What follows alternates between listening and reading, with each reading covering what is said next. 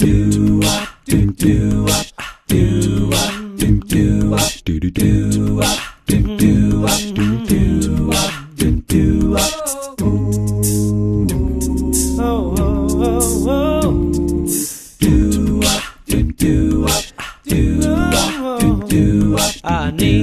מאמין באמונה שלמה בביאת המשיח אני מאמין ואף על פי שימראה ומי שיש לו אותו החוכמה צריך לראות להמשיך לתוך החיות. Celui qui a cette chokma là, c'est-à-dire celui qui est arrivé à trouver la chokma de la vie, c'est-à-dire qui a trouvé ce qu'il fallait faire dans le monde, comment se comporter, il faut attirer de la vitalité dedans. La chayat chokma tata kol echad lefi prinot chokma tata sheyesh lo.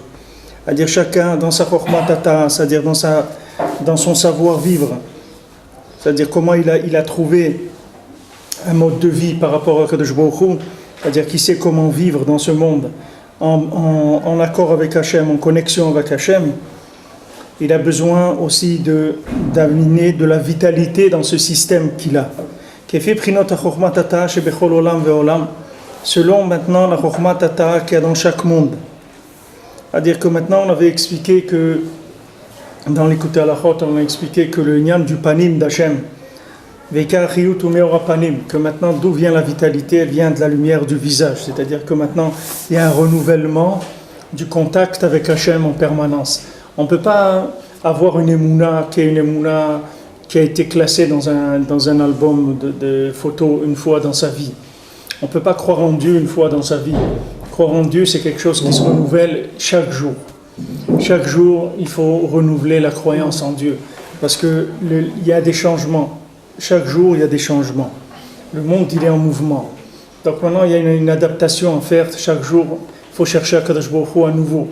On ne peut pas se contenter d'une connaissance qu'on a eue il y a quelques années. On ne peut pas aller avec ça, on ne peut pas vivre avec ça.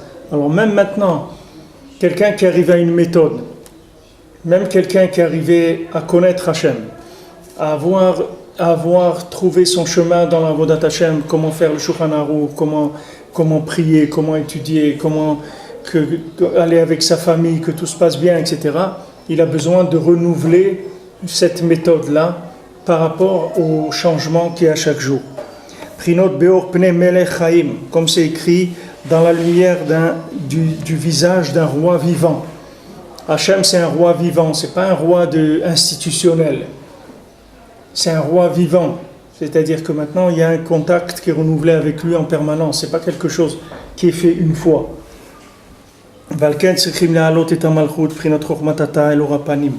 Donc maintenant le pouvoir, le comportement, quand quelqu'un il a trouvé quoi faire dans ce monde, il doit élever ça vers Orapanim, c'est-à-dire il doit chercher la lumière du visage. Qu'est-ce que c'est cette lumière du visage, cette évidence d'Hachem, Ameir Beshalosh Regalim, qui est claire dans les trois fêtes. Maintenant, qu'est-ce que c'est le Or Apanim, c'est la joie. Comme c'est écrit, un cœur joyeux, ça embellit le visage. Et le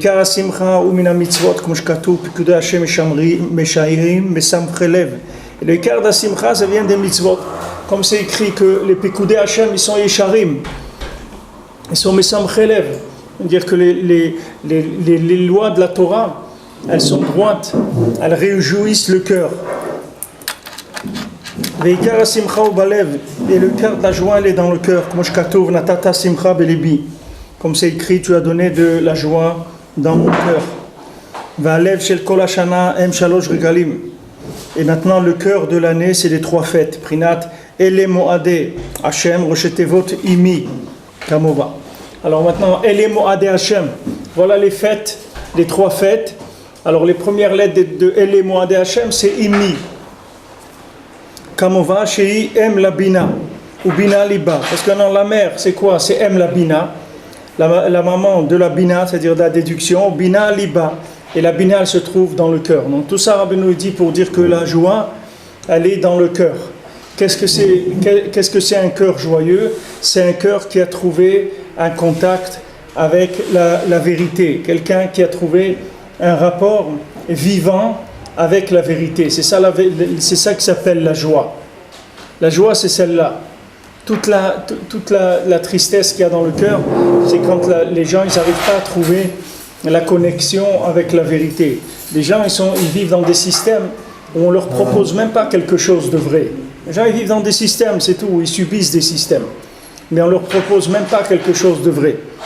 Il y a comme Rabbeinu dit dans ses Purim Asiyot, que le Tam Akadosh, le Tam qui était cet homme simple quand il a dirigé les pays, il dit là-bas qu'est-ce qu'il faut pour diriger un pays?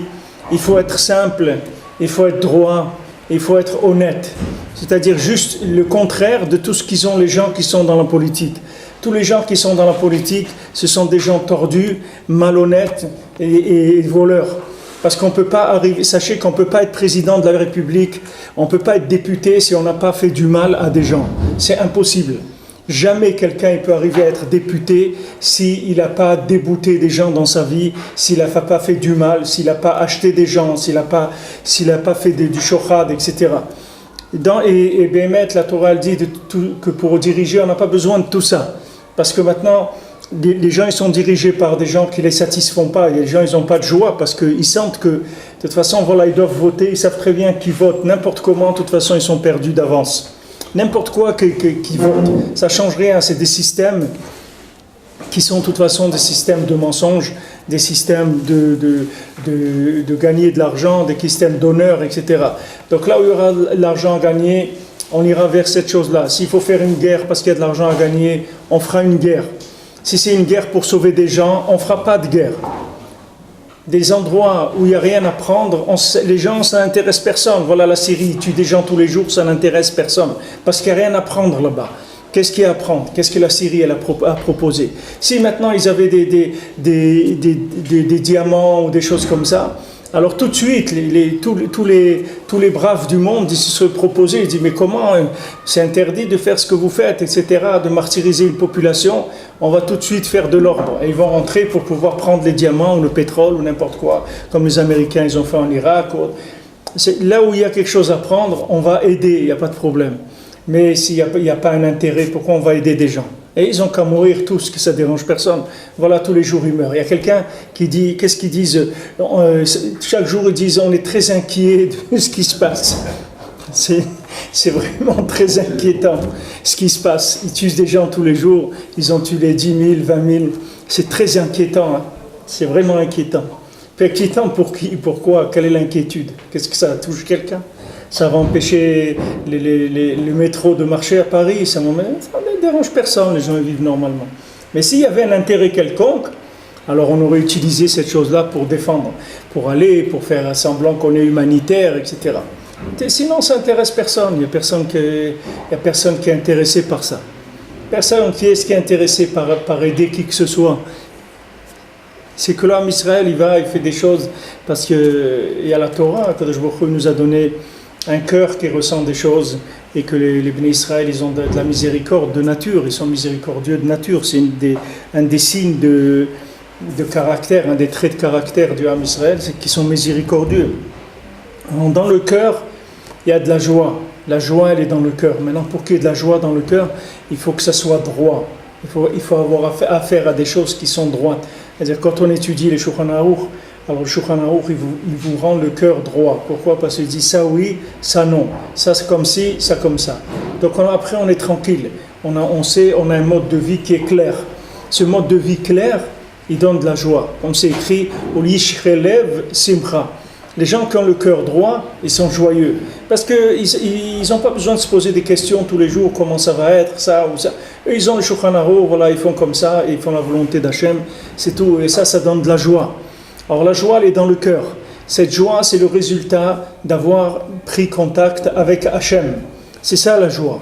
La joie, c'est que dans toute ma vie, dans tout ce monde-là de matière, de mensonges, etc., j'ai trouvé un kécher, un contact avec Hachem.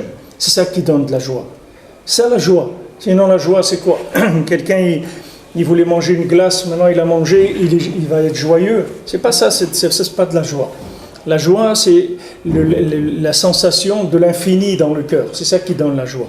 Une fois que quelqu'un il a trouvé Hachem dans ce monde, grâce à la sphira de la bina, grâce à la bina, c'est-à-dire la déduction, alors il est joyeux. Natata simcha belibi, Akadosh Baruch Hu, tu m'as réjoui. Pourquoi? Parce que tu t'es montré à moi. Tu t'es montré à moi, je suis dans la Torah, je suis Baruch Hashem en Eretz Israël, dans la Torah, j'ai connu Rabbi Nachman, j'étais à Ouman en Shana. Toutes ces choses-là, c'est des choses qui donnent de la joie.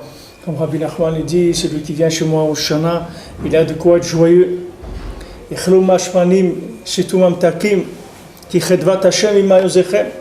Vous pouvez manger des douceurs et boire des choses agréables parce que la joie la joie dans Hachem, c'est elle votre gloire, votre audace. Pourquoi? Parce que quand quelqu'un il vient chez le tzaddik à Rosh Hashanah, le tzaddik il va lui donner le panim d'Hachem, c'est-à-dire il va voir Hachem dans sa vie. C'est ça ce qui donne le tzaddik. Le tzaddik qui donne le Rosh Hashanah du tzaddik, c'est pour que les gens y trouvent Akadosh Baruch Hu. C'est pour ça que le tzaddik il a fait Rosh Hashanah. Pourquoi le tzaddik il a fait un système qu'il faut aller là-bas, etc. Parce que le tzaddik il redresse le monde. Le tzaddik il redresse Amalek. Il dit voilà, ne croyez pas dans Amalek. Ne croyez pas dans Amalek. Amalek c'est pas vrai. Amalek il veut pas votre bonheur. Amalek il veut votre destruction. Les gens ils ont fait la guerre d'Algérie. Des juifs ils ont été faire la guerre d'Algérie, ils ont été décorés. La guerre d'Algérie. Qui est-ce qui leur a dit de faire la guerre d'Algérie? Pourquoi ils ont fait la guerre? Un juif, qu'est-ce qu'il a à faire de l'Algérie ou de la France? Il n'est pas venu dans le monde pour défendre la France. Il n'a rien à faire avec ça. Rien du tout. C'est stam, c'est une perte de vie, une perte de temps, rien. Mamache, rien. Ça ne sert à rien. Quelqu'un dit, oui, moi j'ai fait la guerre, mais il n'a rien fait du tout, il a perdu son temps, c'est tout ce qu'il a fait. C'est pas là-dedans qu'il fallait. C'est héroïque, c'est merveilleux, c'est brave, tout ce qu'on veut, mais c'est pas là-bas qu'il fallait aller, c'est dommage. Il a autre chose à faire dans le monde que ça. Alors Amalek, il travaille pour essayer d'embrigader les gens dans des systèmes qui ne leur correspondent pas, et les gens ils sont malheureux, ils n'ont pas de joie. Comment quelqu'un va être joyeux s'il n'est pas à sa place? Il ne peut pas être joyeux. Quelqu'un ne peut pas avoir de joie s'il n'est pas à sa place. Comment il va avoir de la joie? C'est pas, son cœur, il n'arrive pas à ressentir la présence d'Hachem. Comment il va être joyeux? Impossible.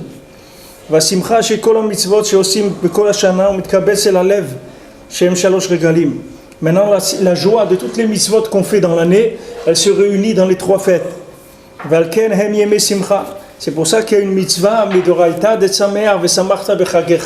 c'est une obligation de la Torah. C'est pas comme maintenant quelqu'un il est joyeux parce qu'il s'est levé du pied droit ce matin ou il entendait de la musique. C'est une mitzvah tassé midoraita que quelqu'un il doit être joyeux Yom Tov. Pourquoi? Parce que toutes les mitzvot qu'il a fait toute l'année, toute la joie de toutes les mitzvot, elles vont venir dans le Yom Tov. Voilà, maintenant il va y avoir dans quelques semaines Shavuot, il faut être sameach. Il faut prier déjà maintenant, demander à Kadosh Baruch Hu qu'il nous donne le srout d'être sameach. Parce que ce moment-là, c'est un moment où il y a toutes les mitzvot qu'on a faites qui vont se réunir. Donc il faut avoir de la joie. Et ça, c'est une mitzvah tassé midoraita. C'est pas une joie qui est laissée à libre cours que si quelqu'un il a envie ou il n'a pas envie. C'est une mitzvah de la Torah. Comme je katuv, vesamachta bechagecha, voilà Rabbeinu, vesamachta bechagecha. Tu vas te réjouir dans la fête. Pourquoi tu vas te réjouir dans la fête? Tu vas te réjouir dans la fête parce que tu vas goûter les mitzvot que tu as faites pendant toute l'année. Elles vont venir dans la fête et tu vas les goûter. Tu vas goûter, c'est comme quelqu'un, il va goûter à la réussite il a travaillé pendant des mois et des mois pour mettre au point quelque chose. Et maintenant il a réussi, il va goûter cette réussite-là. Maintenant quelqu'un, il a fait des mitzvot, il a mis ses tefilines tous les jours, il a mangé kasher, il s'est battu pour son judaïsme. Ça, toutes ces joies-là, toutes ces mitzvot, elles vont venir en forme de joie dans les shalosh regalim. Alors à ce moment-là, il va goûter ça. Donc une mitzvah d'être sameach. À ce moment-là, quand il y a de la joie, il y a l'évidence du visage d'Hachem. Et prinet lev sameach yetiv panim, comme on a dit, le cœur joyeux, il embellit le visage.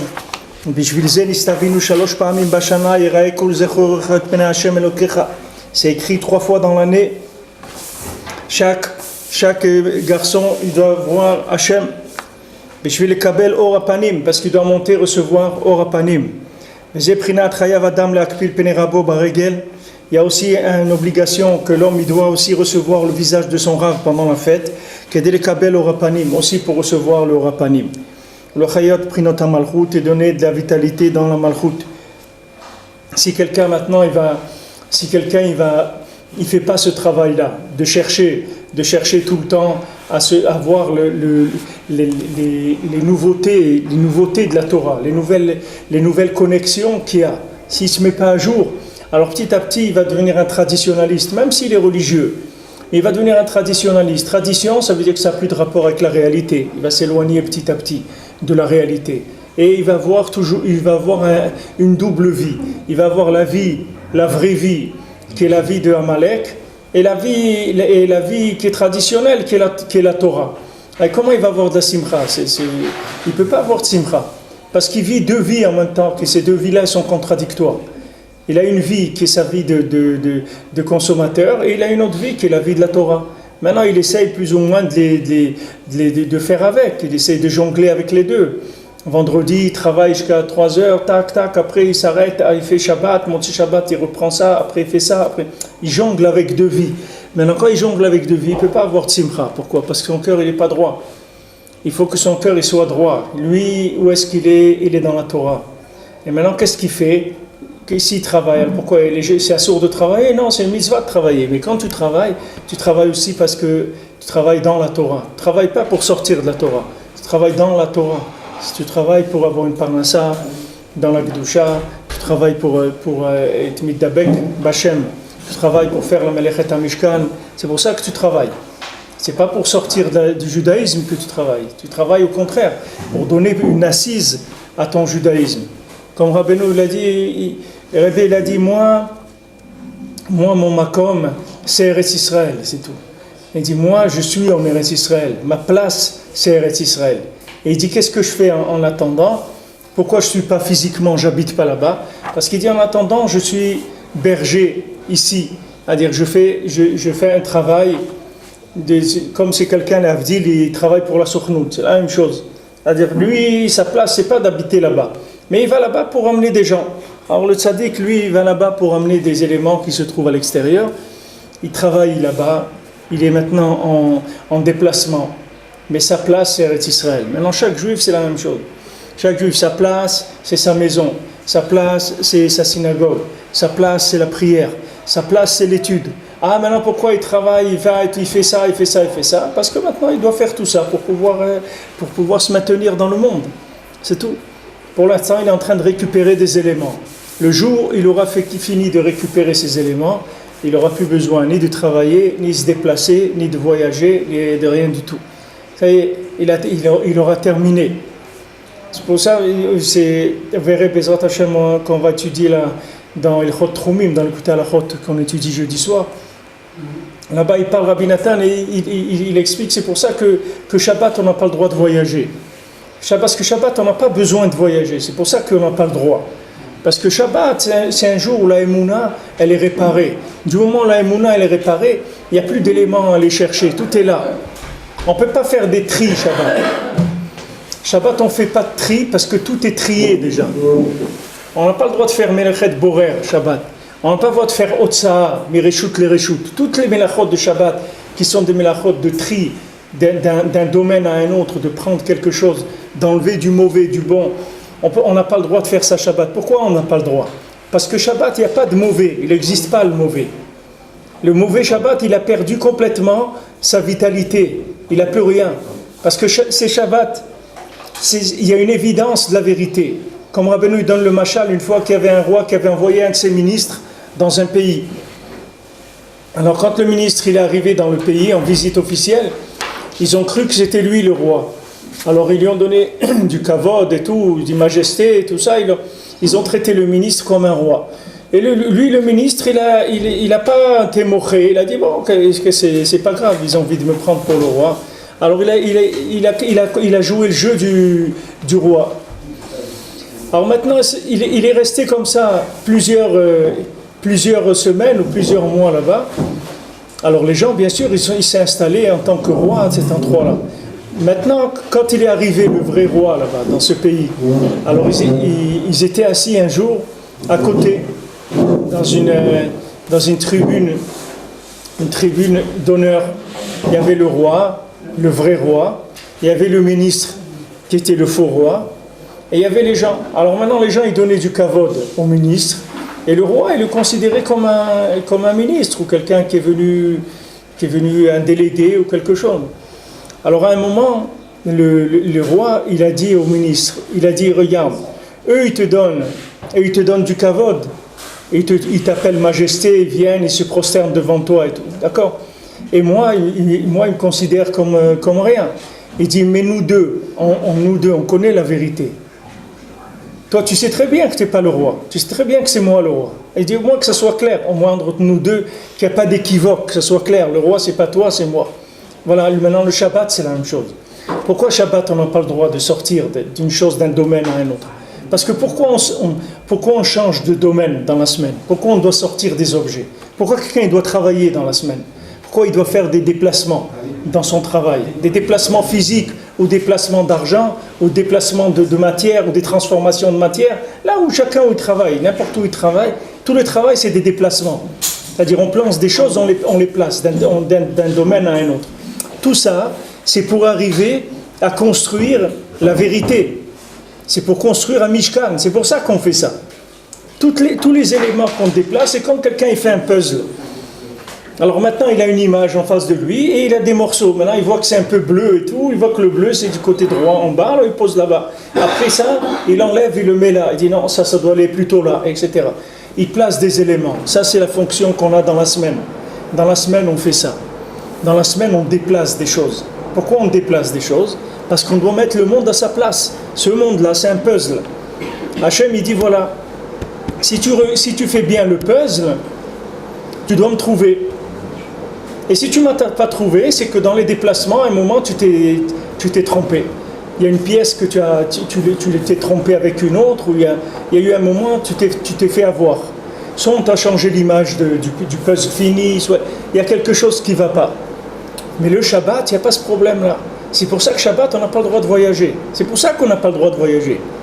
C'est pas parce que les jeunes croient qu'on n'a pas le droit de voyager Shabbat, c'est qu'Hachem il veut nous empêcher de voyager le Shabbat. Il dit non, Shabbat, il faut que tu restes à la synagogue, des trucs et tout. Il n'y a pas de voyage le Shabbat. Mais c'est pas ça, c'est le contraire. Hachem il veut pas qu'on voyage Shabbat parce qu'on n'a pas besoin de voyager Shabbat. Parce que tous les voyages, les déplacements, c'est pour aller récupérer des éléments qui sont là-bas, les amener là, etc.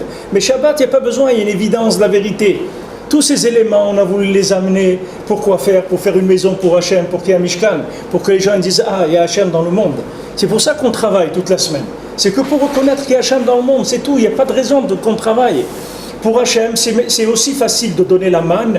Pour Hachem, tu peux trouver devant ta maison tous les matins le manger, ou tu peux trouver une enveloppe avec 500 € tous les matins posée devant ta porte. C'est pas un problème pour Hachem de faire ça. C'est pas plus facile ni plus difficile. Pourquoi Hachem il t'oblige à aller travailler? Parce que tu as des éléments à récupérer, des éléments de toi-même. Ce n'est pas des éléments du voisin, c'est des éléments de toi-même qui sont éparpillés dans le monde. Ces éléments-là, tant que tu ne les as pas, tu ne peux pas croire en Dieu. Tu ne peux pas croire en Dieu. Tu crois dans un Dieu, mais c'est de façon très évasive. Ce n'est pas une façon permanente de connexion avec Dieu. Si tu veux maintenant avoir une connexion permanente, il faut que tu récupères tous ces éléments de connexion. Une fois que tu vas les mettre ensemble, tu vas avoir le Mishkan. Quand ils ont construit le Mishkan, ils ont amené cet élément, ils ont mis ces crochets, ces barres, ces temples, tout, ils ont fait tout comme Hachem il a dit. Après il est venu Moshe, il a été Mekim le Mishkan. Il a été Mekim le Mishkan, Rosh Chodesh Nissan, il a établi le Mishkan. C'est pour ça que Rosh Chodesh Nissan aussi, c'est Rosh Hashanah l'Amlachim. C'est le Rosh Hashanah des rois. C'est à Rosh Hashanah qu'on décide qui est-ce qui va diriger chaque pays. Maintenant, les élections qu'il y a, c'est pas maintenant les élections. Les élections, c'est une fois par an, c'est Rosh Chodesh Nissan. Rosh Chodesh Nissan, Hachem, il donne tous les postes de dirigeants pour le monde entier. Pour tous les individus sur Terre, chacun son poste de travail où il va agir. Il y en a un qui va diriger sa famille, il y en a un qui va diriger sa synagogue, il y en a un qui va diriger sa ville, il y en a un qui va diriger un pays. Chacun, il va être en place. Ça, c'est donné Rosh Chodesh Nissan. Pourquoi Rosh Chodesh Nissan? Parce que c'est le moment de Hakamat HaMishkan. C'est le moment où on prend des éléments de la matière, on les met en place, et quand ces éléments ils sont mis en harmonie, la Shrina, elle descend. C'est ça le principe de la royauté, c'est pour faire résider la Shrina dans le monde. Maintenant, dans la semaine, on doit aller chercher des éléments. Tous, on manque d'éléments. Alors, il y a des gens qui vont travailler dans de la matière mamash, il y a des gens qui vont travailler dans du service, il y a des gens qui vont travailler dans la Torah. Aussi, c'est la même chose. Il y a des gens qui vont étudier la Torah, qui vont faire... Pourquoi? Parce qu'ils vont aller chercher des éléments dans la Torah. Chacun selon sa fonction. Maintenant, une fois qu'il va terminer de ramener ces éléments-là, il va avoir le Gilouï de la Shrina. C'est-à-dire, il va avoir une révélation de la Shrina, c'est-à-dire que ça y est, son kit de connexion, il marche. Maintenant, il peut être Ma'amin Bachem. Tant qu'il n'y avait pas ça, il ne peut pas être Ma'amin Bachem. C'est pour ça qu'Akadosh Baruch Hu, il a dit, on va faire le Mishkan. Hachem, il a dit, on va faire le Mishkan. Pourquoi? Parce qu'il a dit, je vois que je leur ai donné la Torah. Ils ont été faire le veau d'or.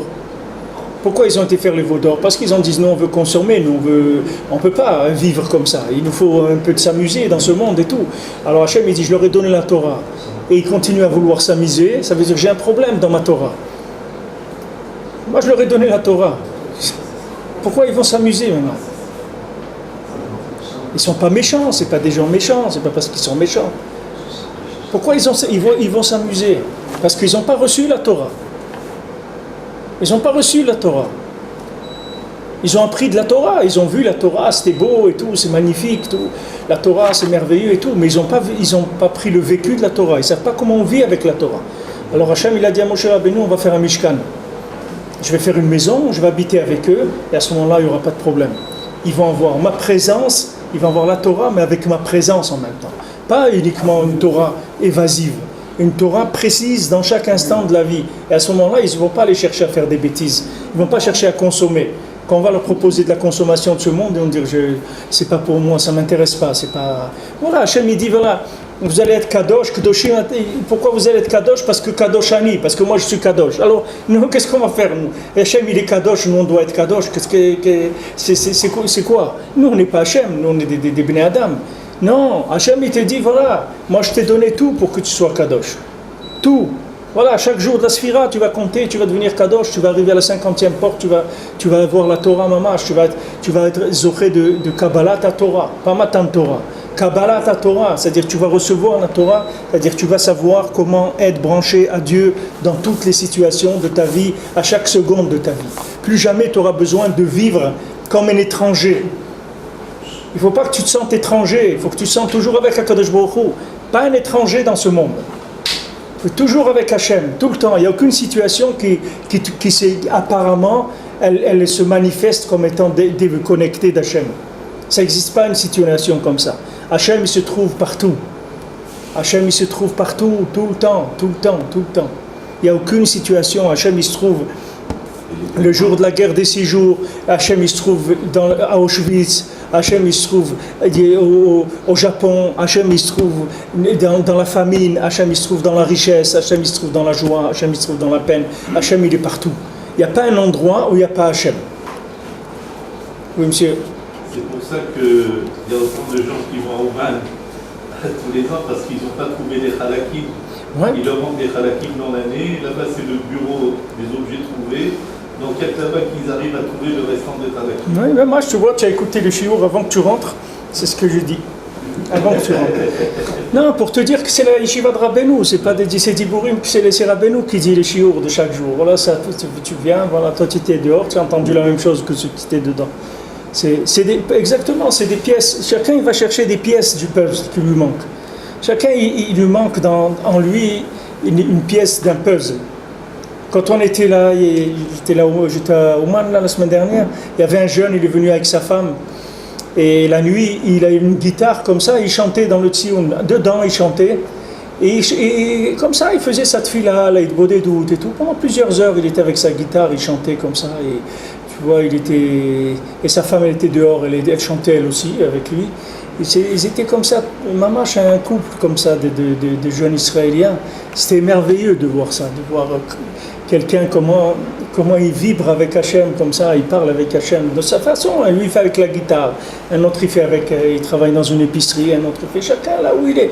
Il va récupérer des éléments pour se connecter. Le but, c'est d'être connecté en permanence, c'est ça le but. C'est à ça qu'on doit arriver. Alors pendant les jours de la semaine, on sort, on va prendre des choses, on va sortir des choses, on va rentrer des choses. Shabbat, on arrête tout ça. Pourquoi? Shabbat, on monte dans un monde d'évidence. Donc il n'y a plus besoin d'aller chercher, de trier, de dire ça c'est bon, ça c'est pas bon. Shabbat, tout est bon. Il n'y a rien qui n'est pas bon. Donc on ne peut pas, Shabbat, prendre des épines, enlever les arêtes du poisson, parce que ça n'existe pas, du pas bon, Shabbat.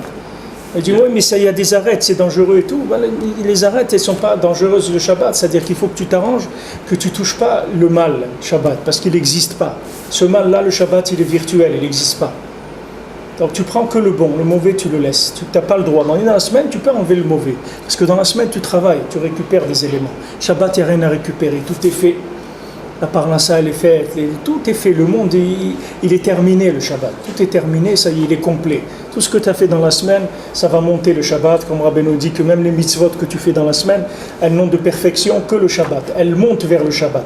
Comme Rabbeinu ici dit, il dit pour les Shalosh Regalim, que toutes les mitzvot de l'année, elles viennent dans les 3 fêtes. Alors le Shabbat, toutes les mitzvot des 6 jours, elles arrivent dans le Shabbat, elles s'élèvent. C'est pour ça qu'on dit « Tashiv mi Shabbat raglecha ».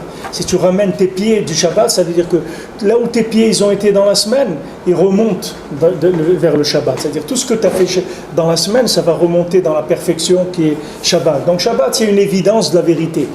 Puisqu'on a dit que Shabbat c'est la vue aussi, c'est Shin Bat, c'est-à-dire c'est lien de Shin Bat, les 3 couleurs de l'œil, et Bat c'est Bataïn, c'est la pupille, c'est lien de voir. Le Shabbat, celui qui a le mérite, il peut voir.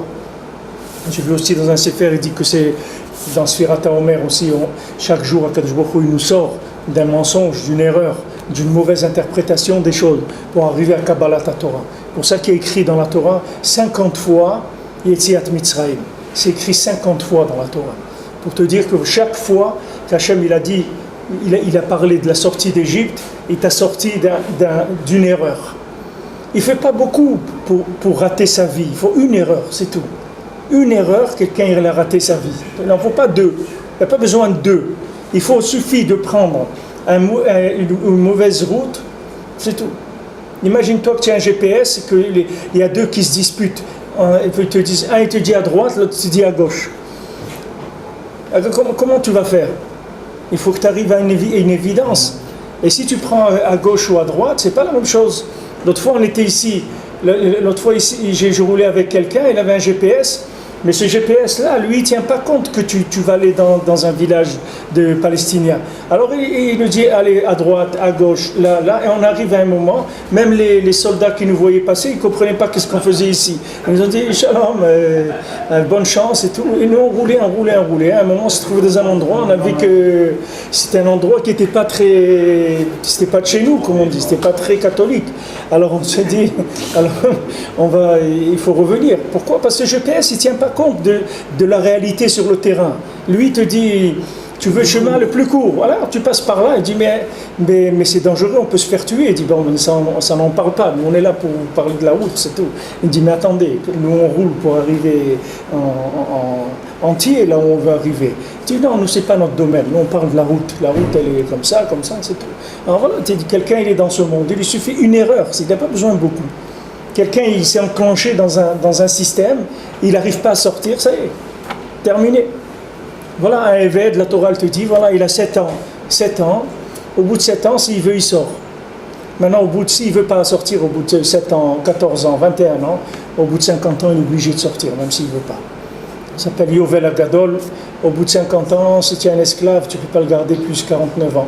À la fin des 49 ans, c'est Sfirat HaOmer, tu lui dis, va-t'en. Il dit, mais ça y est, je ne peux pas, ma vie, elle est passée. Tu peux pas, il faut sortir, tu peux pas. Parce que tu n'es pas un esclave d'essence, tu es un esclave par tes choix dans la vie. Toi, essentiellement, ton essence, ce n'est pas une essence d'esclave, c'est une essence de roi, ce n'est pas d'un esclave. Maintenant, tu t'as voulu choisir une vie d'esclave parce que c'est plus facile, tu prends moins de responsabilités. Maintenant, au bout de 49 ans, fin de 49 ans, tu dois sortir, on ne peut plus te garder. Tout ça, c'est rapport avec Sfirat HaOmer, c'est rapport avec ce qu'on est en train de dire ici, que maintenant, on récupère chaque fois un élément. Chaque jour de la Sphira, on corrige une façon de voir les choses qui nous induit en erreur. On entend, il ne faut pas oublier que 99% de ce qu'on entend toute la journée, c'est le contraire de la vie. Il ne faut pas oublier ça. Tout ce qu'on entend toute la journée, c'est le contraire de la vie. Ce n'est pas la vie. Ce que vous entendez des gens, ces gens-là, ils interprètent la vie. Avec quoi ils interprètent la vie? Voilà, ce matin, j'ai vu une information voilà, qu'il y a un ancien dirigeant d'Israël qui dit « Ce gouvernement, il est faible. Il n'a pas la force de faire la paix. » Qu'est-ce que veut dire la force de faire la paix? De donner tout Israël aux Arabes. C'est ça la force de faire la paix. C'est ça, il n'a pas la force de faire la paix. Alors quelqu'un, il entend ça. Et puis, quand vous entendez ça, si vous n'avez pas quelque chose qui est dans votre tête, des petits éléments, alors vous pouvez croire que c'est vrai. Maintenant, vous pouvez dire, maintenant la force de faire la paix, c'est pas ça. Il faut dire, c'est un gouvernement qui n'a pas la force de chasser tous les ennemis d'Israël, de les renvoyer. C'est ça que vous avez voulu dire? Non, non, pas du tout, c'est le contraire. Alors de quoi on parle? C'est n'importe quoi, c'est-à-dire vous racontez n'importe quoi. Mais ça, c'est encore un domaine qui ne nous concerne pas personnellement dans notre vie de tous les jours, mamage, qu'on le ressent tout le temps. Mais sachez que là où on est embarqué dans notre vie de tous les jours, qu'il soit par l'achat familial, éducation, tout ce qu'on veut, habillement, consommation, tout ce qu'on veut. Mais là, on nous envoie des façons de voir qui sont fausses sans arrêt, et on côtoie ça sans arrêt. Regardez les miracles qu'on a besoin pour 2000 ans après le Chorban Bet HaMikdash, être des juifs encore et mettre des tefilines et faire Shabbat et tout. C'est des miracles. C'est pas des choses qui ont du domaine ni de l'intelligence, sont pas ni domaine ni de la pureté, ni de l'intelligence, ni rien. C'est des miracles, c'est tout. C'est Hachem qui nous abandonne pas. Parce qu'il n'y a aucune raison de pouvoir traverser 2000 ans dans ce monde et qu'il reste quelque chose qui appartient à un autre monde. C'est impossible. Dans la logique, c'est impossible. Même les gens qui avaient des idées de ce monde-là, ils les ont perdues. On ne parle pas du monde futur. Des gens qui avaient des idées de ce monde, des philosophies de ce monde, qui étaient des philosophies extraordinaires, elles sont perdues. Ça a disparu complètement. On ne sait même pas, vous parlez aujourd'hui à des gens, ils ne savent même pas de quoi vous parlez, Bichlal. Ils ne savent pas. Il y a même des chanteurs, des musiciens, qui aujourd'hui, ils ne peuvent même pas monter sur une scène, parce que les gens, ils ne savent pas qui c'est. Ils ont vécu tellement longtemps que la jeunesse, elle ne sait même pas qui c'est. Donc ils ne peuvent pas venir chanter, ils ne savent pas de quoi ils parlent. Qui c'est qu'est-ce que c'est cette musique? C'est rien du tout pour le monde. Alors imaginez-vous, nous 2000 ans, on est là, et c'est la même chose. On n'a pas changé, on a traversé le temps, et le temps ne nous a pas traversé à nous. C'est nous qui avons traversé le temps. Et le temps ne nous a rien fait. On est resté là. Les tefilines, c'est les mêmes, j'ai écrit la même chose. Les boîtiers, c'est les mêmes. Le Shabbat, c'est le même. Les halachot, ils n'ont pas changé. Mais c'est un péléplaïm, c'est quelque chose qui rien que de ça, il faut remercier Hachem toute la journée. La joie qu'il faut avoir. Asher bachar banu, chaque jour, il est bocher banu. Parce que c'est impossible logiquement de vivre dans un monde qui t'envoie des informations fausses toute la journée et que tu restes attaché à un chemin qui est vrai. C'est pas logique. C'est pour ça quand on dit ouais celui-là regarde il s'est éloigné, il a commencé à faire mais c'est le pauvre quelqu'un qui s'est éloigné, il faut pas lui en vouloir. C'est normal que quelqu'un s'éloigne. C'est quelqu'un qui s'éloigne pas que c'est pas normal. Mais quelqu'un qui s'éloigne de la Torah, c'est tout à fait normal. Qu'est-ce qu'il y a de la Torah dans le monde? Qu'est-ce qu'il y a aujourd'hui dans le monde qui peut te motiver pour être dans la Torah? Qu'est-ce qu'il y a? Il y a des concerts de musique, il y a des voyages, je ne sais pas, des voyages organisés sous la mer, il y a des trucs. Qu'est-ce qu'il y a? Qu'est-ce qui peut intéresser quelqu'un dans la Torah? Avant qu'il arrive à être intéressé, combien il doit passer d'épreuves jusqu'à qu'il commence à goûter la manne, qui est le miel de la Torah? Combien de choses il doit passer? C'est pour ça que quelqu'un qui tombe, il ne faut pas du tout lui en vouloir, Chaz Shalom. Au contraire, il faut pleurer, il faut essayer un maximum de lui dire attends encore un petit peu, reste un petit peu, tu vas voir, ça va être nifla. Attends encore un petit peu. Rabbeinu il a raconté le maasé du Maroc à Pessah. Il dit qu'il y avait deux clochards comme ça, un juif avec un allemand, un goy allemand. Alors ils étaient copains des clochards. Alors le juif il a dit écoute, maintenant je sais que c'est Pessah ce soir, et les juifs ils invitent les gens, et il y a du très bon manger et tout, viens on va aller à la synagogue, ils vont nous inviter. Alors il lui a expliqué à peu près comment ça se passait, avec la matzah, tout ça. Ils se sont fait inviter. Le juif il a été invité dans une famille, et l'allemand il a été invité dans une autre famille. Alors il attend, il commence le seder. Il mange le karpas, il mange des chazeret, il mange la matzah. Et après, quand il croyait que ça y est, c'était fini, là il mange le maror. Il donne à manger du maror, de l'herbe amère. Alors quand il a mangé ça, le Germani, il a dit quoi? C'est quoi? C'est une arnaque ce truc-là. Il s'est levé, il est parti. Alors après, il retourne à la synagogue, il trouve le juif là-bas, il était content. Il lui dit alors comment c'était? Il dit super, j'ai bien mangé. Il dit mais tu m'as envoyé, regarde ce qu'ils m'ont donné chez moi, ils ont donné des herbes amères, c'était dégoûtant et tout. Et il a dit espèce d'idiot, tu aurais attendu 5 minutes, c'était le repas. Attendre 5 minutes après les herbes amères, tu avais le repas.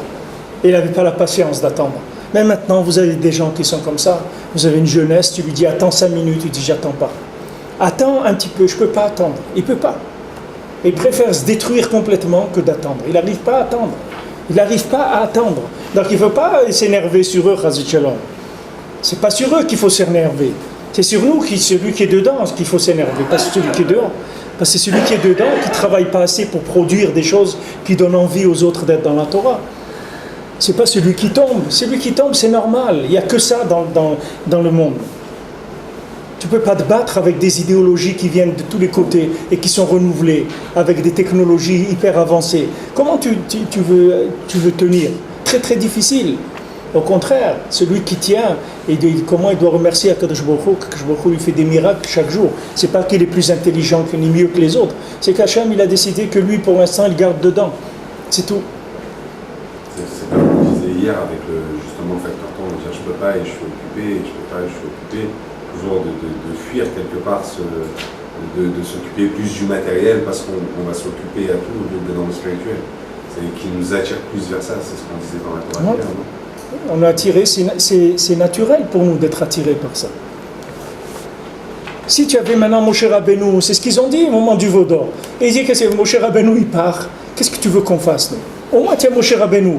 Alors on reste avec lui, il nous raconte des histoires, il nous fait des trucs, il nous fait Shabbat, on chante avec lui, on voit de la lumière et tout. Alors on est d'accord. Si tu nous fais ça tout le temps, on est d'accord, on ne va pas faire des bêtises.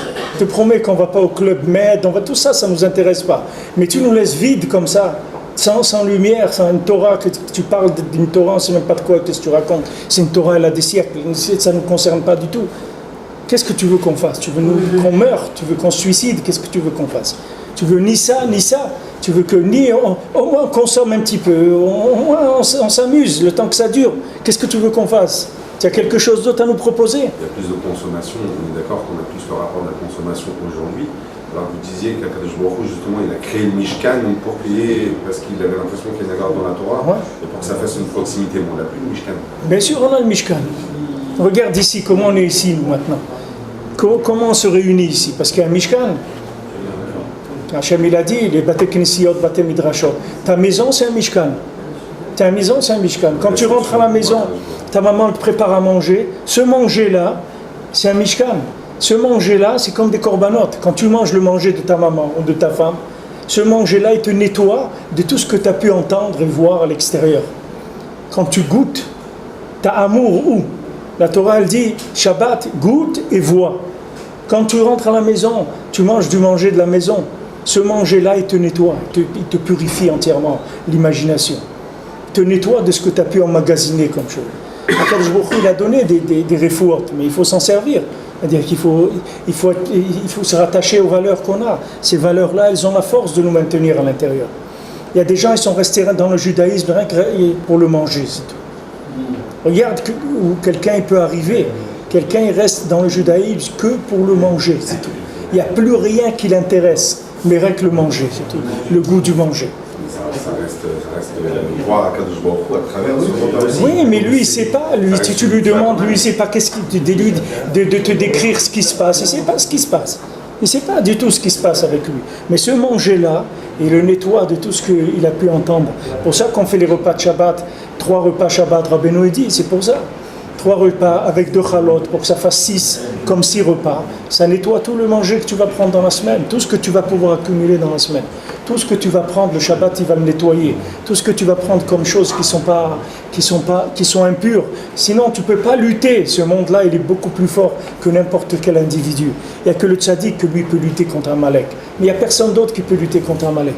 Personne. Amalek, il a des systèmes. Il y a des gens les plus intelligents, il les a fait tomber. Non seulement les a fait tomber, il les a fait travailler pour lui. Des gens les plus forts, les plus intelligents. Personne ne peut lutter contre Amalek. La seule chose qu'on peut lutter, c'est avec les conseils que les tzadikim nous donnent. Ces conseils-là, c'est des conseils de vie, des choses pour se maintenir avec la tête qui voit encore clair, voir un petit peu clair dans ce monde. Mais il ne faut pas en vouloir aux gens qui s'en vont. Les gens qui s'en vont, ce n'est pas de leur faute du tout. C'est comme si tu dis les 80% qui sont restés en Égypte.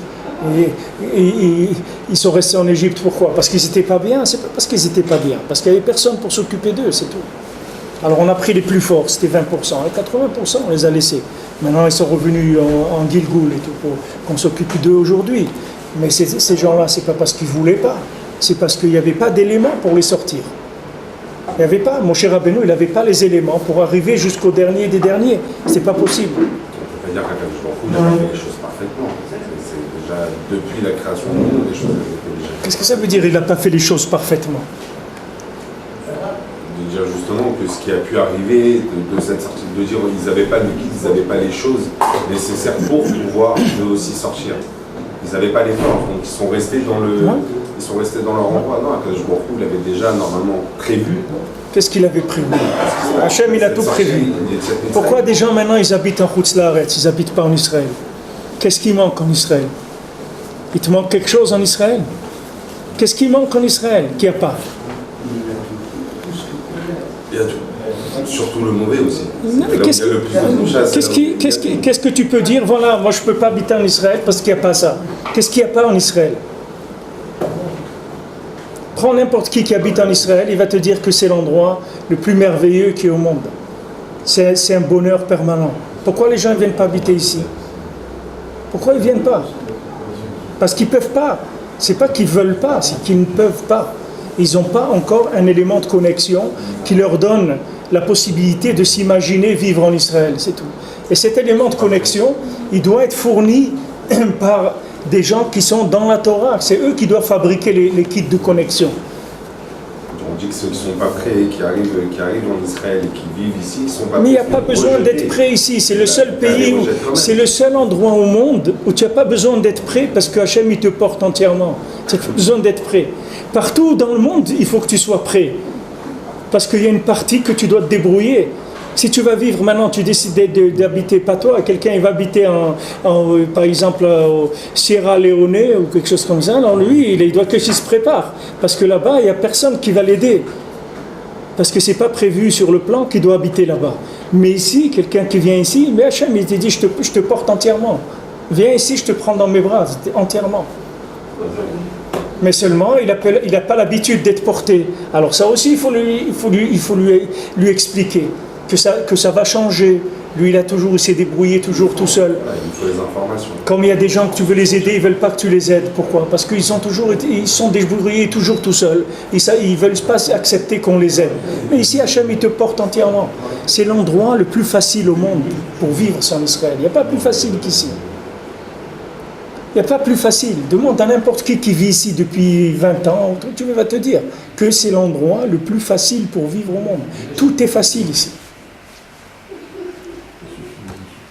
Tout est facilité, tout est ouvert. Mais seulement pour arriver à s'imaginer dans cette chose-là, il faut qu'il y ait un lien. Ce lien-là, il est fabriqué par des gens qui sont dans la Torah, par les tzadikim, les gens qui travaillent dans la Torah. Ils fabriquent des systèmes de connexion tous sans arrêt. C'est ça le but de quelqu'un qui est dans la Torah, c'est de mettre dans le monde des systèmes de connexion. C'est ce qu'ils ont fait tous les tzadikim. Tous les tzadikim, ils ont mis en place des kits de connexion. Noach, il a pu sauver que les animaux, c'est tout, avec ces kits de connexion. Il n'a pas pu sauver les hommes. Mon cher Rabbeinu, il a sauvé l'homme Israël. Il a dit non, moi je ne peux pas. Tu ne peux pas détruire l'homme Israël. Que je lui ai dit voilà les 13 mesures de miséricorde.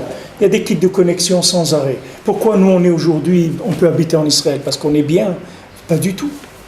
On est pire que n'importe quelle personne qui vivait il y a un siècle et qui n'a pas pu venir en Israël. N'importe quel juif tu prends il y a un siècle, il était mieux que nous. Comment nous on est là aujourd'hui? Parce qu'il y a des kits de connexion qui sont mis en place chaque jour. Et que chaque jour, des gens qui ne pouvaient pas, maintenant ils peuvent. Et c'est ça le travail de l'intérieur. Maintenant, quand on voit quelqu'un qui s'éloigne, qui tombe, alors il faut avoir de la peine pour lui. Parce que c'est dire c'est dommage, attends un petit peu, ça va arriver, tu vas voir ton truc qui va arriver à toi, ton visa il va arriver, tu vas pouvoir rentrer toi aussi. Attends un petit peu, attends, sois patient, attends un petit peu. Et si on ne peut pas il ne veut pas attendre, il faut essayer de l'occuper, de le divertir, de lui dire viens, tu vas voir, on va faire ça, on va faire un travail, on va aller faire des choses, n'importe quoi, il faut l'occuper. Il faut l'occuper parce que c'est une question de temps, c'est tout. Si tu lui fais gagner du temps, il va pouvoir trouver comment rentrer. Son kit, il va arriver. Monsieur Cohen, vous voulez demander quelque chose? C'est parfait. Non, parce que vous leviez la main. Je croyais que... non. Vous comprenez? Il faut travailler. Il faut travailler sans arrêt pour ça. Il faut prier chaque jour pour un Israël. Il faut travailler sur ça. Parce que quand on a été nous-mêmes sauvés, il faut savoir qu'on n'a aucun mérite d'être ici. C'est impossible de mériter de vivre en Israël. Même un jour de venir en Israël, c'est quelque chose d'incroyable. Voilà, tu as les Américains, 70% des Américains, des Juifs américains, ils ne sont jamais venus en Israël. 70%, je ne sais pas combien de gens ça représente, mais c'est énorme. Parce qu'ils n'ont pas des kits de connexion.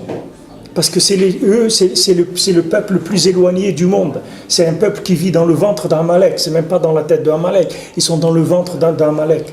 C'est le pays mamash de Amalek. C'est le melting pot. Ils ont pris toutes les saletés du monde qui pouvaient exister et ils ont fait un pays. Ils ont pris tout. Tu prends, c'est comme un restaurant qui sert à manger. Il va chercher dans les poubelles de tous les pays et il fabrique du manger. Voilà, il fait du manger. C'est ça le melting pot. Ils n'ont pas de langue, ils n'ont pas de culture, ils n'ont rien du tout. C'est des gens, il n'y a rien. Ils ont rien. Alors on leur a donné de la consommation à outrance.